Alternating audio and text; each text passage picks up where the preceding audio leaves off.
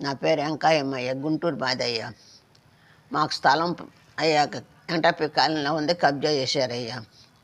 కానయ్యా ఆ కబ్జా చేసే స్థలం మేము కష్టపడి తినక ఒక్క స్థలమే మేము కొనుక్కున్నామయ్యా.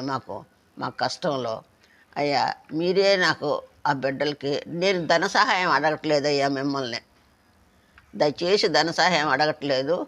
మీరు మాత్రం నాకు సహాయంగా ఉండి ఆ స్థలం మాది న్యాయంగా, నా స్థలం నాకు ఇప్పించండి. నాకు అదే నేను కోరుకుంటున్నాను అయ్యా.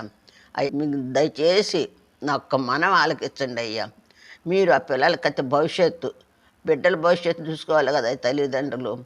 తండ్రి లేడు, తాత లేడు, ఎవరో చూసుకోవాలి కదయ్యా.